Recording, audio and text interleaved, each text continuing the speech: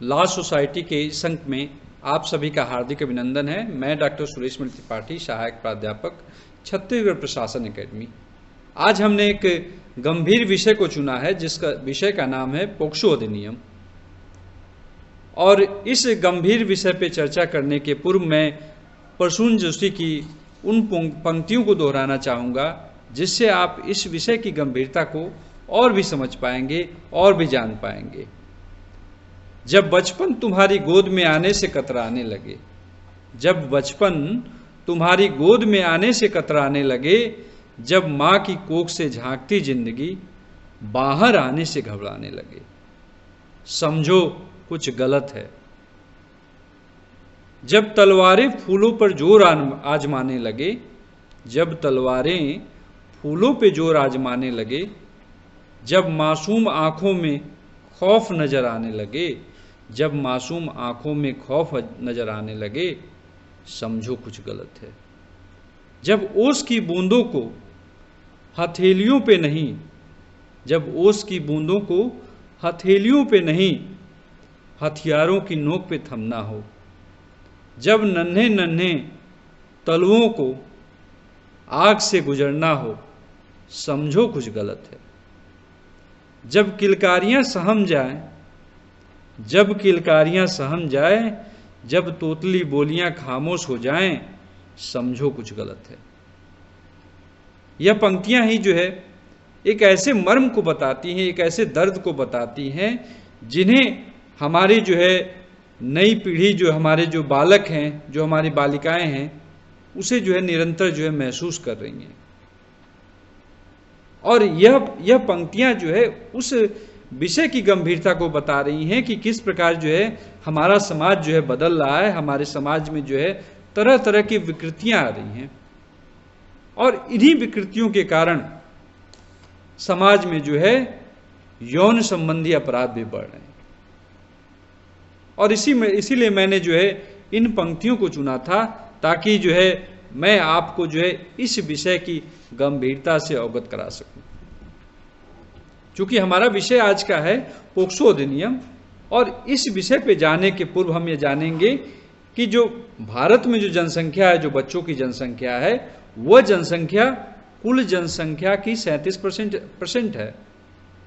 और अगर विश्व की जनसंख्या की बात करें तो उस जनसंख्या के अनुपात में यह जो है संख्या है 20% है। लेकिन चूंकि निरंतर अपराधों में वृद्धि हो रही है, जहां बच्चों की संख्या ज्यादा होगी, जहां बच्चों के लिए असुरक्षित माहौल होगा, वहीं जो है उनके विरुद्ध अपराधों की संख्या भी बढ़ेगी। अगर हम नेशनल क्राइम ब्यूरो के रिकॉर्ड्स को जो देखते हैं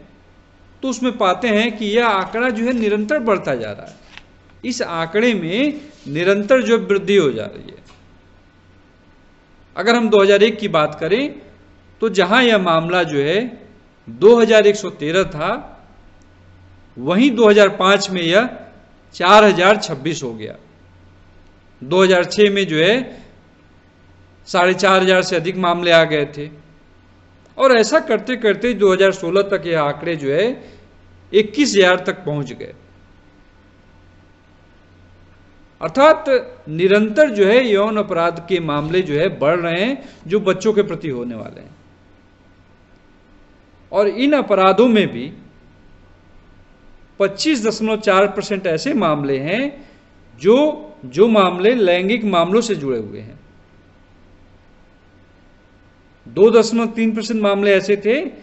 जो गुरुतर लैंगिक हमला से संबंधित थे, और 45% मामले ऐसे थे जो पेनिट्रेशन से संबंधित सेक्सुअल ऑफेंसेस के संबंध में थे। और इसी में जो है कुछ मामले जो है जो 0.6% मामले थे, वह मामले बाल अश्लीलता से संबंधित थे, और अन्य मामले जो है 12% थे। अतः हम निरंतर देख रहे हैं कि बच्चों के प्रति जो अपराध है, जो यौन अपराध है, उन अपराधों में निरंतर वृद्धि हो रही है। और इसी कारण से जब सुप्रीम कोर्ट के समक्ष साक्षी का मामला आया था, साक्षी वर्सेस यूनियन ऑफ इंडिया, जो 1999 में आया था, उसमें न्यायालय ने ऐसे अपराधों को रोकने के लिए जो भी प्रावधान इंडियन पेनल कोड में किए गए थे उन्हें अपर्याप्त माना, और अपर्याप्त मानने के पश्चात विधायिका को यह बताया कि जो है उन्हें जो है इस संबंध में कोई न कोई ऐसी विधि का निर्माण करना चाहिए, कोई न कोई ऐसी विधि बनानी चाहिए जो ऐसे मामलों को विशेष रूप से जो है उस पर जो है निर्णय दे सके, विशेष रूप से जो है इसमें जो है मामले को जो है रजिस्टर्ड किया सके। और इसी के परिणाम स्वरूप इस पोक्सो अधिनियम को जो है लाया गया, और इसमें जो है महिला एवं बाल विकास मंत्रालय की एक महत्वपूर्ण भूमिका थी, जिन्होंने निरंतर एनजीओ से विचार विमर्श करने के पश्चात, इसके अलावा राष्ट्रीय बाल अधिकार संरक्षण जो आयोग बना हुआ है, उस आयोग से विचार विमर्श करने के पश्चात एक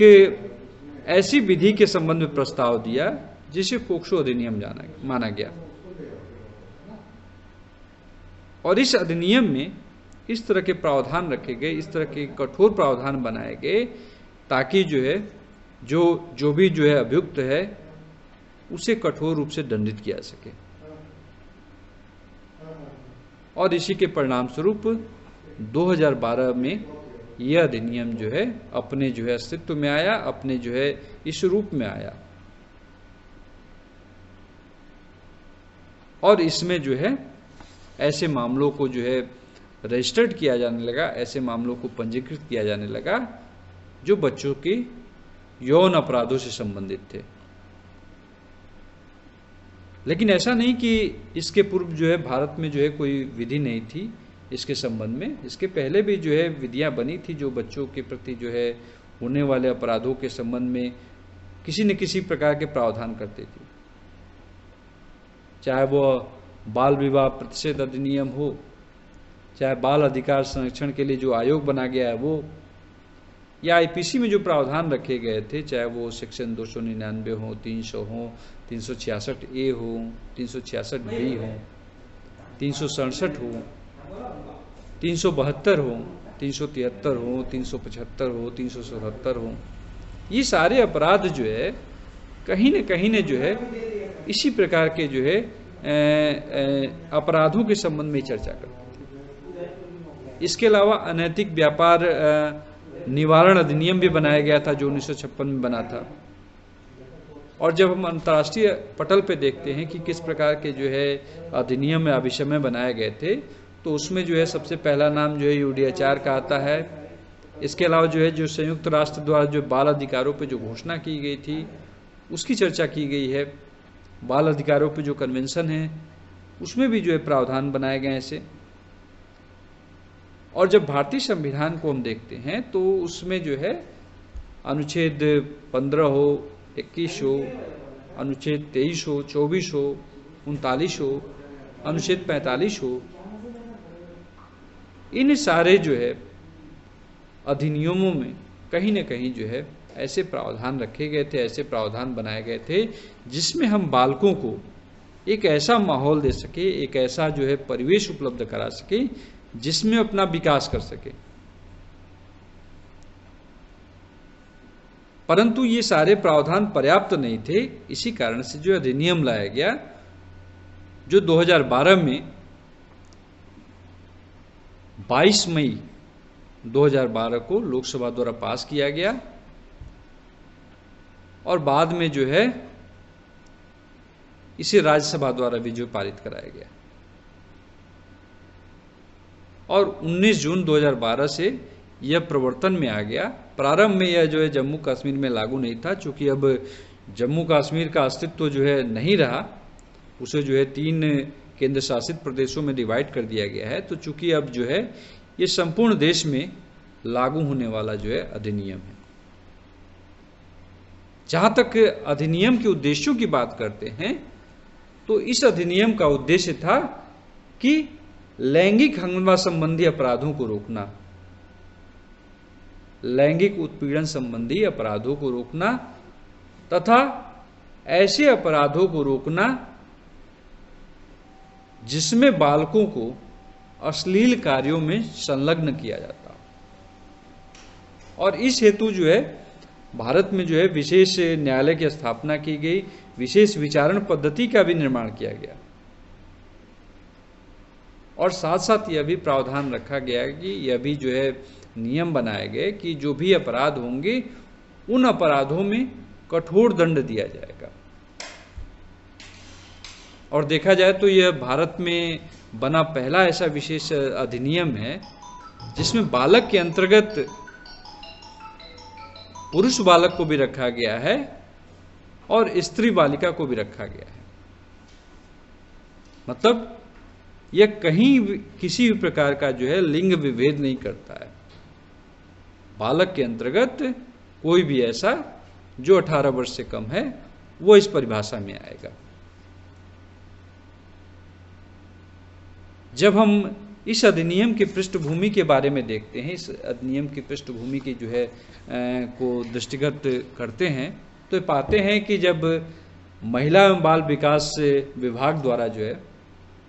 एक आंकड़ा जो है 2007 में प्रकाशित किया गया था,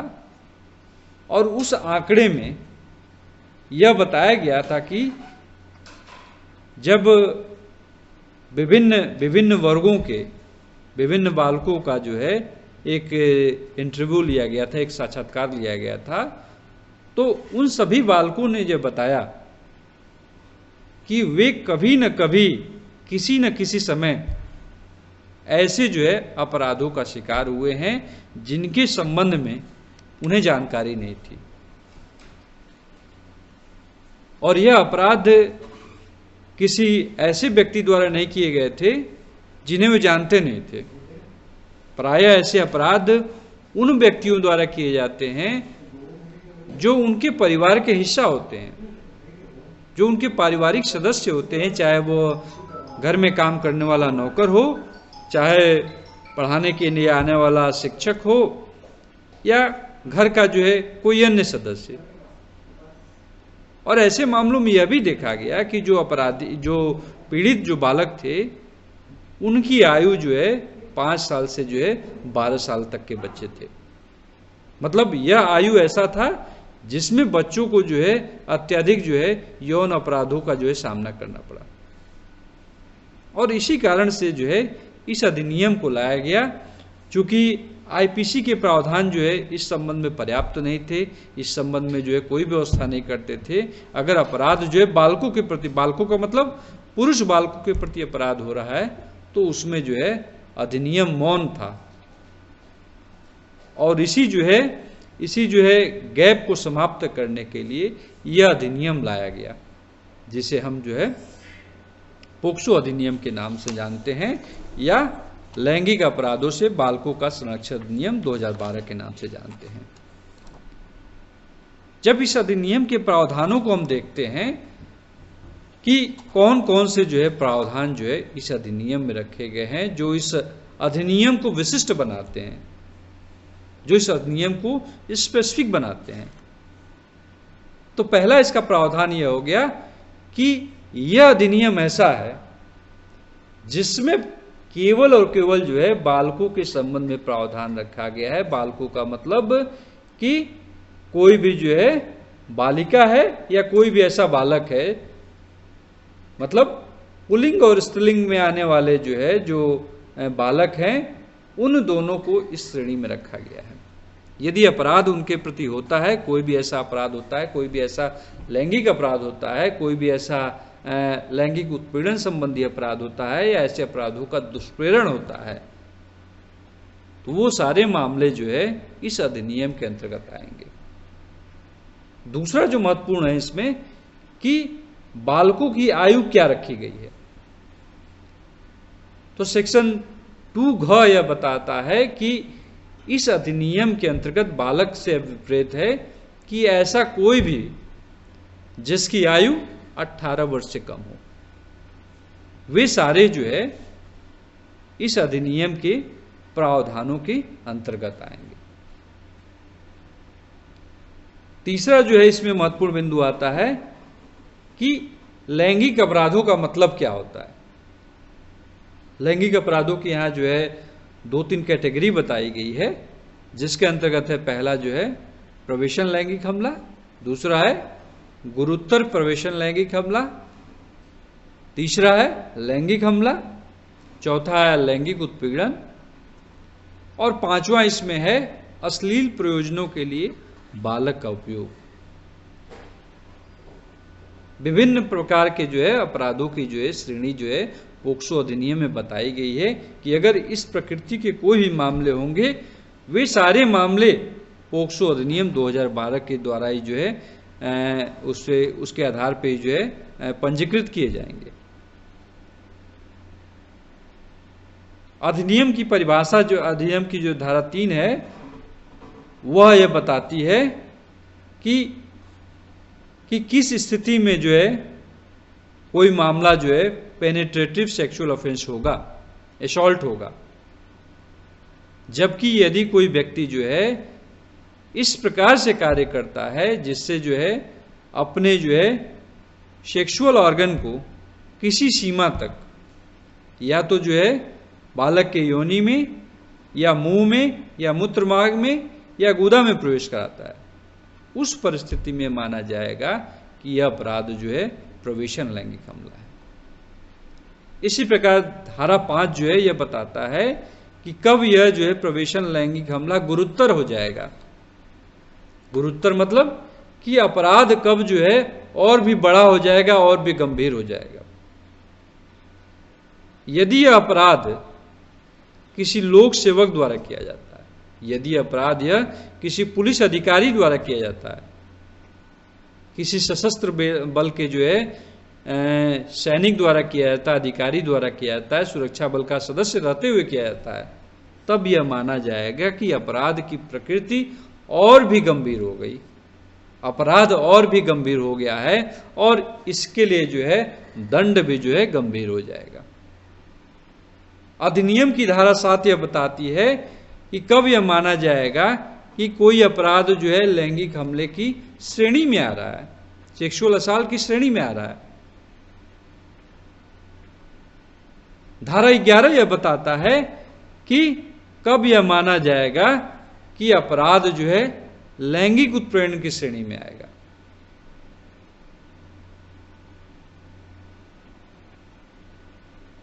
और इसके अलावा जो है इस अधिनियम में जो है विभिन्न प्रकार के जो है दंड की भी चर्चा की गई है, जिसके दंड जो है अत्यंत ही गंभीर बनाए गए हैं। अगर हम दंड की बात करते हैं तो अगर अपराध ऐसा है कि अपराध जो है प्रवेशन लैंगिक हमला है, तो उसमें जो है पहले जो है 7 वर्ष से आजीवन कारावास तक के दंड की व्यवस्था की गई थी और जुर्माने की व्यवस्था की गई थी। परंतु 2019 के संशोधनों द्वारा इस दंड को जो है और भी बढ़ा दिया गया और अब यह जो है न्यूनतम दंड का प्रावधान किया गया है 10 साल का जो है कारावास है, अथवा जो है अधिकतम जो है आजीवन कारावास दिया सकता है। दूसरा जो है इसमें जो है दंड की जो श्रेणी बताई गई है वह है गुरुतर लैंगिक हमला की। और यदि अब ऐसा अपराध किया जा रहा है तो उसमें पूर्व में जो है 10 वर्ष के कठोर कारावास से आजीवन कारावास तक की बात की गई थी और जुर्माने की व्यवस्था की गई थी, जिसे संशोधित करते हुए यह कर दिया गया है कि अगर जो है बालक ऐसा है जिसकी आयु 16 वर्ष से कम है और अगर अपराध होगा, उस परिस्थिति में न्यूनतम दंड जो है 20 वर्ष का कारावास होगा और अधिकतम उसे जो है आजीवन कारावास अथवा जो है आजीवन कारावास इस प्रकार का होगा जिसमें वो नैसर्गिक रूप से मर जाए, इतने तक की सीमाएं जो है बढ़ा दी गई। अगर कोई अपराध लैंगिक हमले की श्रेणी में आ रहा है, उसके लिए पूर्व में प्रावधान किया गया था कि उसे 3 वर्ष से 5 वर्ष तक के कारावास की सजा दी जाएगी और जुर्माना दिया जाएगा। लेकिन जो है अब इस जो है दंड को भी बढ़ा दिया गया है। अगर कोई व्यक्ति ऐसा अपराध करता है तो उसे जो है 20 साल के आजीवन कारावास अथवा जो है 20 साल के कारावास या आजीवन कारावास,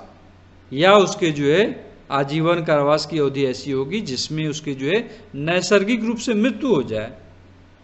अथवा मृत्यु दंडादेश भी उसे दिया जा सकता है। अर्थात जब अधिनियम 2012 में आया था उसमें जो दंड की मात्रा जो निर्धारित की गई थी, उस दंड की मात्रा को जो है 2019 के संशोधनों द्वारा बढ़ा दिया गया। जो 5 अगस्त 2019 में जो संशोधन लाया गया पोक्सो में, उन संशोधनों द्वारा जो है इस दंड को और भी बढ़ा दिया गया। इसके अलावा जहां पहले जो है पूर्व में जो है प्रावधान किए गए थे कि अगर कोई व्यक्ति है, कोई भी ऐसा जो है अपराधी जो है जो बालक का उपयोग जो है किसी अश्लील प्रयोजन के लिए कर रहा है, प्रारंभ में यह दंड रखा गया था 5 वर्ष का कारावास और जुर्माना। लेकिन बाद में जो है इसमें संशोधन करते हुए यह प्रावधान किया गया कि अगर कोई व्यक्ति जो है ऐसा अपराध करेगा, उस अपराध की स्थिति में उसे जो है न्यूनतम 5 वर्ष का जो है कारावास दिया जाएगा और वह कारावास जो जुर्माने के साथ होगा। लेकिन अगर ऐसा व्यक्ति पुनः अपराध करता है, पुनः यानी पश्चातवर्ती अपराध भी करता है, उस परिस्थिति में यह दंड जो है 5 साल के बजाय 7 साल हो जाएगा और साथ में जो है जुर्माने की भी जो है व्यवस्था की गई।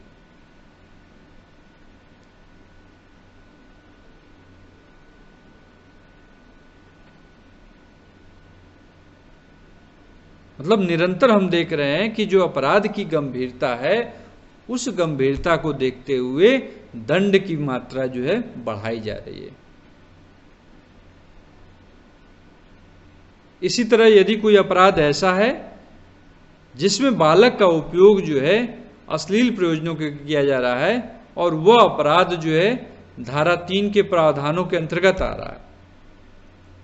उस परिस्थिति में जो है दंड की व्यवस्था रखी गई थी 10 वर्ष के कारावास से आजीवन कारावास तक की व्यवस्था, और साथ में जो है जुर्माने का भी प्रावधान किया गया था।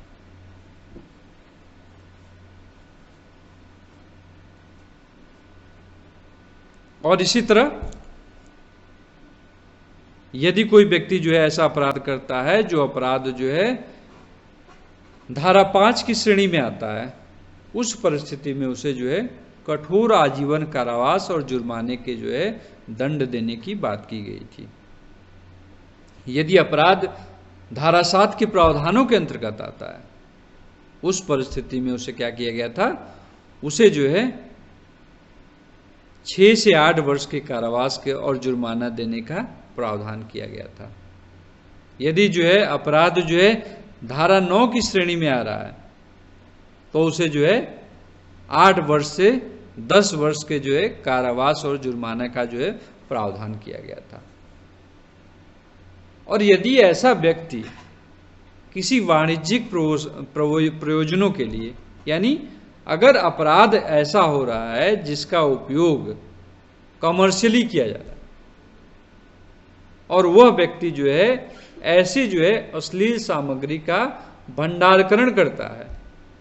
उसे अपने पास रखता है, उस परिस्थिति में उसे 3 वर्ष तक के कारावास और जुर्माने तक की व्यवस्था की गई थी। यह दोनों जो है उसे दिया जा सकता था। 2019 के संशोधनों द्वारा जो है यह प्रावधान किया गया कि जो जुर्माने की जो राशि है, उस राशि को बढ़ा दिया गया।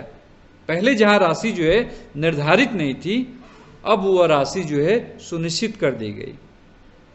कि यदि कोई व्यक्ति जो है ऐसी वस्तुओं को जो है स्टोर करता है,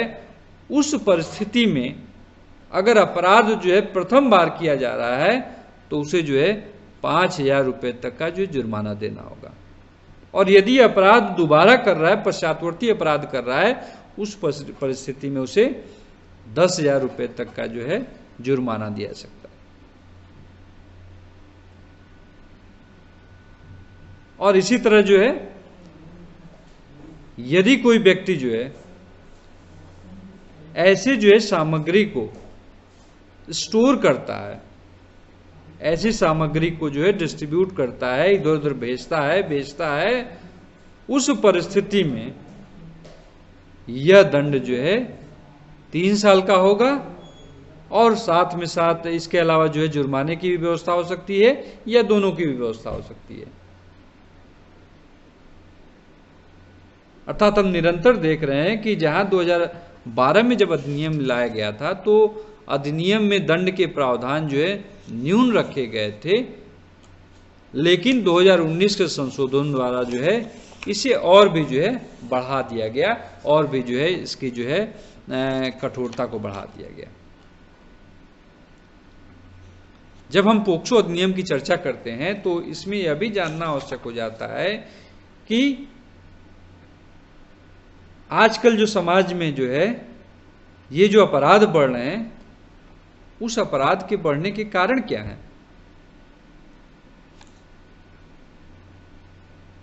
जब हम कारणों की चर्चा करते हैं तो कहीं न कहीं जो हमारा जो सामाजिक परिवेश है वह इसके लिए जिम्मेदार है। प्रायः हम ऐसे अपराधों की चर्चा नहीं करते हैं, प्रायः हम ऐसे मामलों को जो है दबाने का प्रयास करते हैं, और इसके अलावा जो है जो बच्चे जो बातें हमें बताते हैं, जो हमें बताने का प्रयास करते हैं, उन बातों को हम समझते नहीं हैं अथवा जो है समझना नहीं चाहते हैं। और इसी कारण से जो है यह अपराध जो है हमारे समाज में बढ़ता जा रहा है। और हम यह मानते हैं कि प्रायः अपराध जो है ऐसी जगहों पे होता है, ऐसे व्यक्तियों द्वारा होता है जो अनजान होते हैं, जो हमारे परिचित नहीं होते हैं। जबकि इस तरह के मामलों में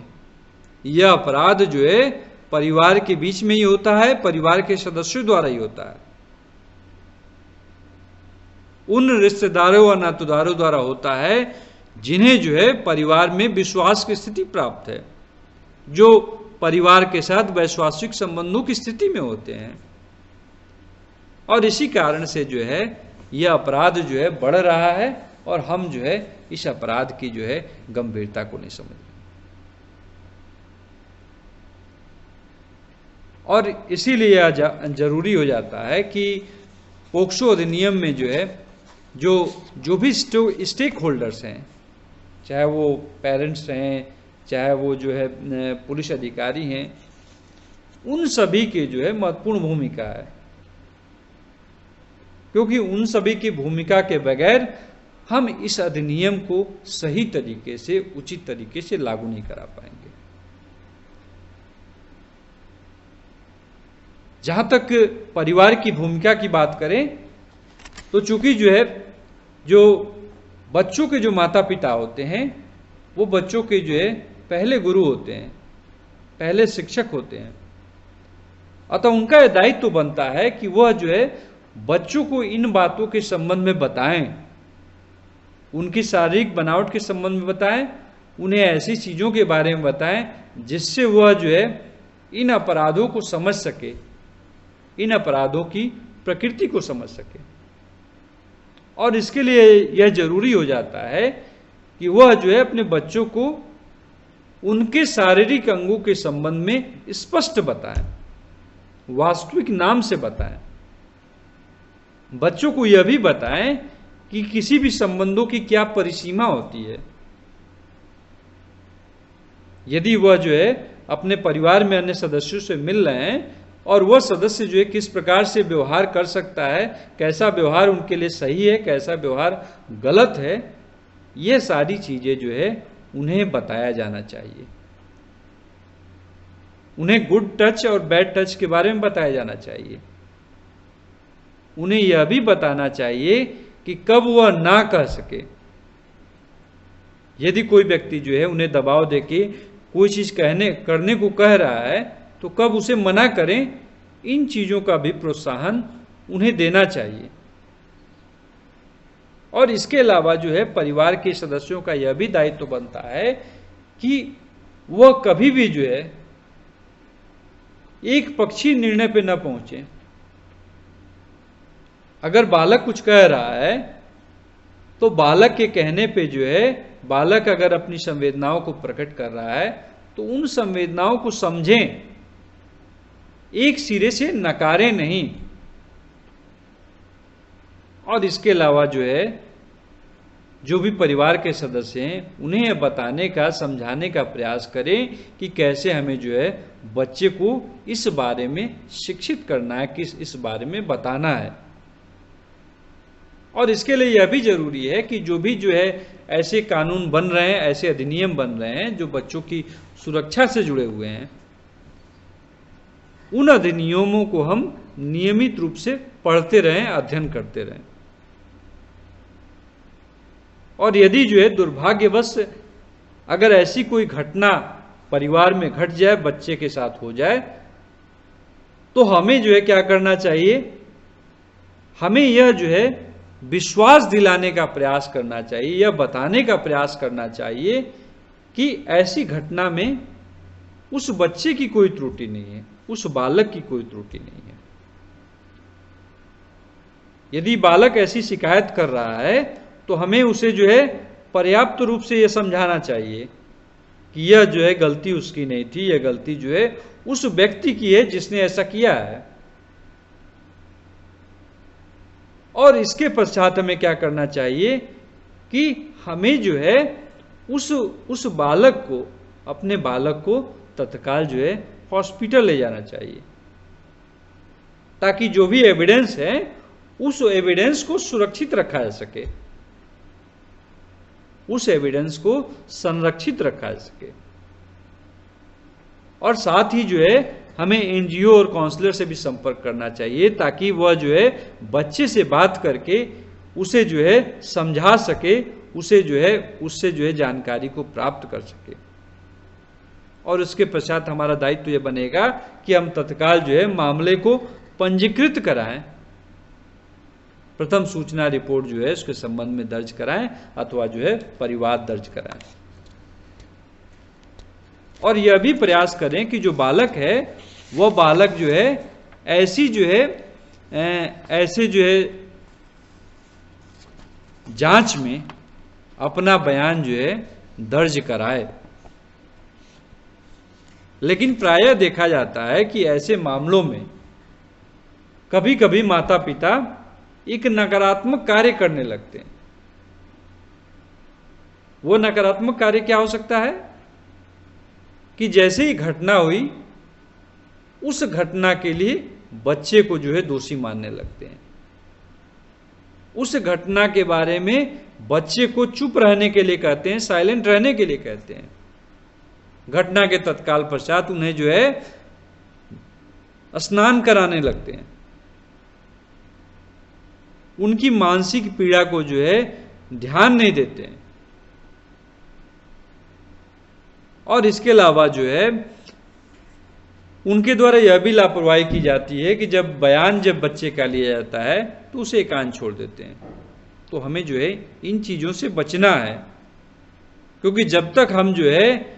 संवेदनशील नहीं बनेंगे, जब तक हम इतनी सावधानी नहीं रखेंगे, तब तक ये मान के चलिए कि पोक्सो अधिनियम जिस प्रयोजन के लिए बना है वो प्रयोजन जो है पूरा नहीं हो पाएगा। और इसके बाद जो है हम यह देखते हैं कि जो है अगर जो है ऐसे बालक को हम स्पेशल जुवेनाइल यूनिट के पास ले जाते हैं, उस परिस्थिति में ऐसे यूनिट की क्या भूमिका होगी। ऐसी यूनिट की यह भूमिका होनी चाहिए कि सबसे पहले उसे यह करना चाहिए कि एक बाल मित्रोत्व माहौल बनाना चाहिए, एक चाइल्ड फ्रेंडली जो है इन्वायरमेंट जो है उसे क्रिएट करना चाहिए। और जो भी बालक जो बता रहा है उस कथन को जो है अभिलिखित करना चाहिए, अपराध का रिपोर्ट करना चाहिए, उसका जो है चिकित्सीय परीक्षण करवाना चाहिए। इसके अलावा पुलिस अधिकारी को अपना नाम, पदनाम, टेलीफोन ये सारी सूचनाएं भी जो है परिवादी को देनी चाहिए, पीड़ित को देनी चाहिए। उसे यह भी बताना चाहिए कि वह जो है किस किस प्रकार के जो है विधिक सहायता को प्राप्त कर सकता है। इसके अलावा जब मामले का अन्वेषण प्रारंभ हो जाए, जब मामले के अन्वेषण चल रहे हैं, उन अन्वेषणों के जो है प्रगति के संबंध में, उन अन्वेषणों के चरणों के संबंध में सूचना जो है ऐसे परिवादी और पीड़ित को समय समय पर दे दी चाहिए। इसके अलावा वो यह भी बताना चाहिए कि जिस व्यक्ति के संबंध में उसने जो है परिवाद दर्ज किया है अथवा अपराध को पंजीकृत किया है, वह जो है अभियुक्त जो है गिरफ्तार हो चुका है अथवा जो है वह व्यक्ति जो है जमानत प्राप्त किया है अथवा नहीं किया है। ये सारी चीजों की जानकारी जो है पीड़ित परिवार को देना चाहिए। न्यायालय में जो है क्या कार्यवाही चल रही है, इस कार्यवाही की सूचना भी जो है देना जो है ऐसे स्पेशल जुवेनाइल यूनिट का ही कार्य है।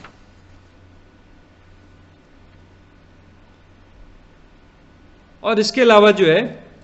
जो तीसरा जो महत्वपूर्ण इसका स्टेक होल्डर है वह है पुलिस। यदि अपराध को पंजीकृत कराने के लिए जो है परिवार वाले जाते हैं तो पुलिस अधिकारी का एक कर्तव्य बनता है कि उस अपराध को वो तत्काल पंजीकृत करें। ऐसे बच्चे या परिवार के प्रति जो है संवेदनशीलता को दिखाएं। उसका यह प्रयास होना चाहिए कि जो भी अपराध के बारे में जो है जो जानकारी दी जा रही है वह जानकारी बच्चे के शब्दों में लिखी जाए। इसके लिए वो क्या कर सकते हैं, लोकल एनजीओ की मदद भी ले सकते हैं। पुलिस अधिकारी यह भी बताएगा कि ऐसे पीड़ित परिवार को विधिक सहायता प्राप्त करने का भी अधिकार है और मामले की पंजीकरण के 24 घंटे के अंदर ही जो है वो क्या करेगा कि इसकी सूचना स्थानीय चाइल्ड वेलफेयर कमेटी को देगा और जो विशेष न्यायालय बना हुआ है उसे भी जो है इस अपराध की सूचना देगा। पुलिस अधिकारी का यह भी दायित्व बनता है कि वो बच्चे की सुविधा एवं विकल्प को ध्यान रखते हुए उसके बयान को दर्ज करे और बयान भी जो है बच्चे की भाषा में लिखा जाना चाहिए। उसमें जो है अपने तरफ से कोई भी चीजें नहीं जोड़ी जानी चाहिए। यदि बयान को जो है लिख लिया गया है, बयान को अभिलिखित कर लिया गया है, तो उस बयान को पढ़कर सुनाया जाना चाहिए, समझाया जाना चाहिए। और यदि परिवादी कोई भी परिवर्तन चाहता है उस परिवर्तन को तत्काल करना चाहिए। परिवर्तन के पश्चात पुनः पढ़ के उसे सुनाया जाना चाहिए। यदि ऐसा पीड़ित बालक या तो विशिष्ट बालक की श्रेणी में आता है या विकलांग बालक की श्रेणी में आता है, उस परिस्थिति में तत्काल जो है ऐसे विशेषज्ञों की सहायता लेनी चाहिए जो ऐसे मामलों के लिए बनाए गए हैं या ऐसे मामलों में जो है सक्षम माने जाते हैं। जैसे ही बयान को जो है अभिलिखित कर लिया गया है, लिख लिया गया है, वैसे ही उसकी प्रतिलिपि जो है पुलिस अधिकारी द्वारा परिवादी को दिया जाना चाहिए। पुलिस अधिकारी का यह दायित्व यह भी बनता है कि जब भी वो बयान को पंजीकृत करे, उस बालक का, उस पीड़ित बालक के परिवार का कोई न कोई सदस्य वहां अवश्य उपलब्ध रहे। उसकी उपस्थिति में ही जो है ऐसे बयान को लिया जाना चाहिए। इसके अलावा बयान लेने के दौरान उस बालक को जो है यह भी अवसर दिया जाना चाहिए कि वह जो है पर्याप्त रूप से आराम कर सके, अर्थात बगैर किसी तनाव के वह जो है ऐसे बयानों को दे। यह दायित्व भी जो है पुलिस अधिकारी का है। इसके अलावा पुलिस अधिकारी को चिकित्सीय परीक्षण कराने हेतु पूर्व में ही तैयारी कर लेनी चाहिए और तैयारी करने के पश्चात ही ऐसे बालक को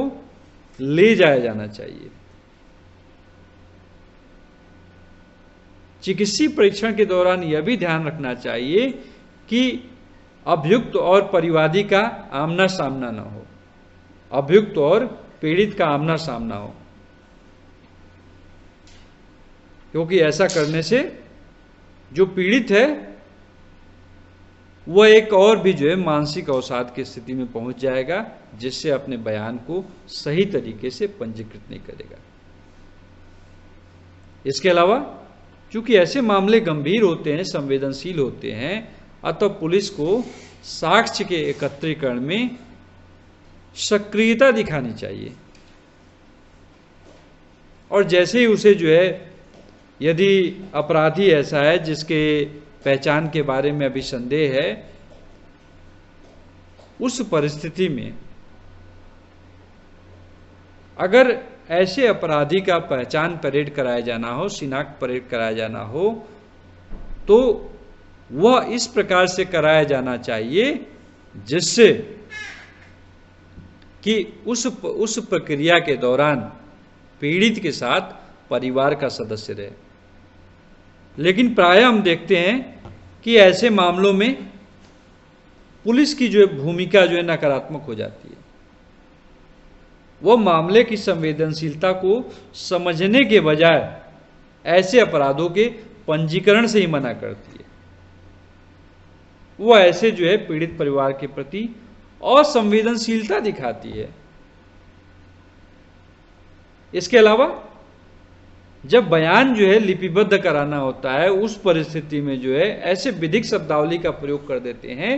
जो कहीं न कहीं से जो है सही नहीं होता है। इसके अलावा वह बार बार जो है पीड़ित परिवार के सदस्य को बयान लेने के लिए पुलिस स्टेशन बुलाते हैं, अपमानजनक शब्दों का प्रयोग करते हैं, ऐसे शब्दों का प्रयोग करते हैं जो सही नहीं होता है, जो उचित नहीं होता है। पुलिस अधिकारी यह भी कर देते हैं कि पीड़ित और अभियुक्त को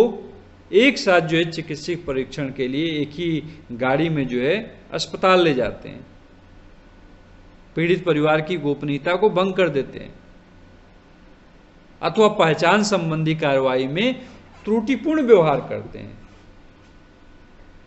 ऐसा जो है किसी भी परिस्थिति में उचित नहीं माना जाता, क्योंकि ऐसा करने से कहीं न कहीं वह व्यक्ति, वह पीड़ित बालक जो है अवसादग्रस्त होगा। इसीलिए जो है हमें जो है पोक्सो के मामलों में इन चीजों पे अवश्य ध्यान देना चाहिए, और जब हम इन चीजों को ध्यान में रखेंगे तभी जाके यह संभव हो पाएगा कि जिस प्रयोजन के लिए यह अधिनियम बनाया गया था वो प्रयोजन जो है सफल हो पाएगा, वो प्रयोजन जो है अपने जो है उद्देश्यों में सफल हो पाएगा। अब जो है हम इस अधिनियम की जो है कुछ कमियां को देखेंगे। इसके पश्चात हम इस अधिनियम की जो कमियां हैं उन कमियों पे भी जो है कुछ प्रकाश डालने का प्रयास करेंगे। सबसे पहले कमी जो है अगर देखा जाए इस अधिनियम में, तो वह कमी है जो बालक शब्द को जो परिभाषित किया गया है वो परिभाषा जो है त्रुटिपूर्ण है। त्रुटिपूर्ण का मतलब कि इसमें बताया गया है कि बालक के अंतर्गत कोई भी ऐसा व्यक्ति अभिप्रेत है जिसकी आयु 18 वर्ष से कम है, अर्थात ऐसा कोई बालक जिसकी आयु 18 वर्ष से कम है, उसकी आयु के द्वारा कोई भी अपराध हो रहा है, उसके प्रति कोई अपराध हो रहा है, तो उसमें जो है सहमति का कोई मतलब नहीं है, और ऐसे अपराध जो है पोक्सो अधिनियम के अंतर्गत आएंगे। परंतु जहां तक मेरा मानना है कि इस जो है आयु सीमा को बदला जाना चाहिए, और इसे जो है घटा के 16 साल कर देना चाहिए। तब जाके जो है यह परिभाषा जो है थोड़ा सही लगेगा, थोड़ा उचित लगेगा। दूसरी जो इसमें कमी है कि इस अधिनियम में कठोर प्रावधान बनाए गए हैं, जबकि इतिहास गवाह है कि कोई भी कठोर प्रावधान किसी भी अपराध को नहीं रोकता। किसी अपराध को रोके जाने के लिए यह आवश्यक है कि उसके लिए जो है ऐसा माहौल तैयार किया जाए, ऐसी चीजें बनाई जाए, ऐसा जो है लोगों को शिक्षित किया जाए, तब जाके जो है ऐसे अपराध रुकेंगे। इसके अलावा इस अधिनियम में जो है समस्त दायित्व जो है पूरे समाज पर डाला गया है कि अगर किसी व्यक्ति के प्रति, किसी बालक के प्रति कोई अपराध होगा, उस अपराध की सूचना समाज के प्रत्येक व्यक्ति का जो है देना कर्तव्य होगा, अन्यथा जो है उसे दंडित किया जा सकता है, उसके प्रति जो है आपराधिक कार्रवाई की जा सकती है। मतलब एक आज्ञात्मक रूप से प्रावधान किया गया है कि सभी को जो है सूचना देनी होगी यदि उसे ऐसे अपराधों के बारे में पता चलता है। लेकिन यह चीजें संभव नहीं है।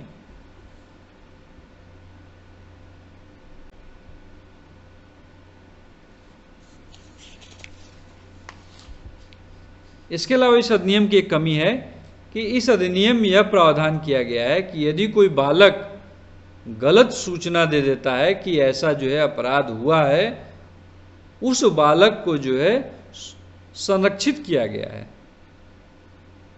और यह करना जो है कहीं न कहीं से जो है गलत है, कहीं न कहीं से जो है त्रुटिपूर्ण है।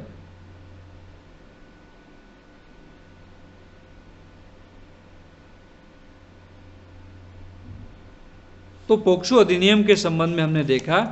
कि यह अधिनियम तो जो है अपने आप में सशक्त है, अपने आप में जो है पूर्ण है, लेकिन अपराध तभी रुकेंगे, ऐसे मामले तभी कम होंगे जबकि जो है समाज बदले, समाज की सोच बदले। और समाज की सोच बदलने के लिए आवश्यक है कि परिवार के प्रत्येक सदस्य, प्रत्येक व्यक्ति अपने बच्चों को इस बारे में शिक्षित करें, इस बारे में जागरूक बनाएं कि कब जो है किस समय कौन से अपराध हो सकते हैं, कौन से अपराध की प्रकृति हो सकती है, अथवा जो है कैसे कार्य करने चाहिए। अंत में बस यही कहना चाहूंगा कि यदि इस अधिनियम का सही अर्थों में क्रियान्वयन किया जाता है तो हमारा भविष्य, हमारे बालक, हमारे नौनिहाल सुरक्षित हैं। और जिस पंक्तियों की चर्चा मैंने प्रारंभ में की थी, वह पंक्तियां जो है हमें जो है याद रखना है, हमें जो है निरंतर जो है विमर्श करते रहना है, जिसमें जो है प्रसून जोशी ने कहा कि जब बचपन तुम्हारी गोद में आने से कतराने लगे, जब माँ की कोख में झांकती जिंदगी बाहर आने से घबराने लगे, समझो कुछ गलत है। तो हमें जो है इस संवेदनशीलता को बनाए रखना है, इन चीज़ों को ध्यान रखना है, तब जाके हम अपने जो है समाज से, अपने राज्य से इस बीमारी को, इस दुर्गुण को दूर कर पाएंगे और अपने बच्चों को सुरक्षित रख पाएंगे। धन्यवाद।